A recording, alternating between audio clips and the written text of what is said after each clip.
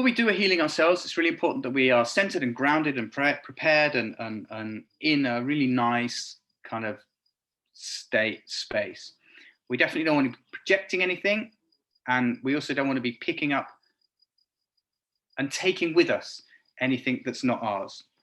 The main issue I think empaths have, particularly conscious empaths who are like working consciously as an empath and are like picking up and tuning into what other people are feeling, is they very often take it with them at the end of the ceremony, and then they feel exhausted because they got all this other people's, you know, I call it opium.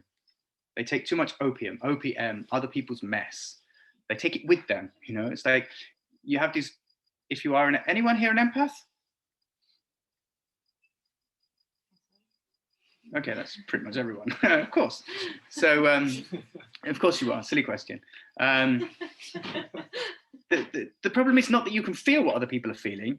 The point is that you keep feeling what other people are feeling, and you don't say, okay, that's yours, this is mine, there's the difference, here's the boundary between what you are experiencing, what I'm experiencing, and walking away at the end of the session clear with my own stuff and not someone else's. Of course, oftentimes when someone comes to you for healing, there is a relationship there. In the same way that somebody attracts an entity that's there to reflect their own stuff, people that come to us for healing often reflect stuff that we're working on ourselves. And I find that very interesting. So maybe as an empath, what you're feeling of someone else has some relevance to you, but why walk around with someone else's backpack on your back when you've got your own to carry? It just doesn't make sense. Yeah, you can have a look in someone's backpack and say, oh yeah, those are nice shorts, but you don't necessarily want to like carry all their luggage. It just doesn't make sense.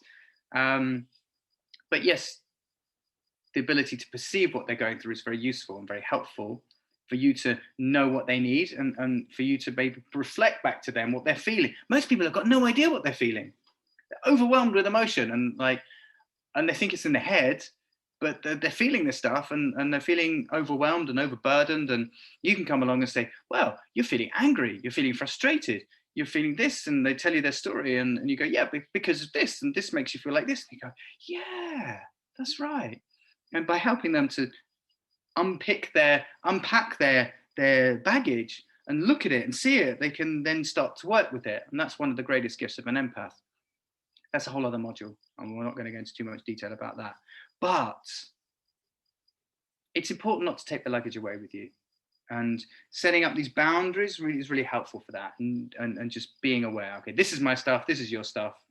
At the end of the session, you can walk away with your stuff, or perhaps you unpack some of your own luggage and leave it there, whatever. But yeah, that you're not taking away other people's traumas with you. That's the most important thing really for an empath.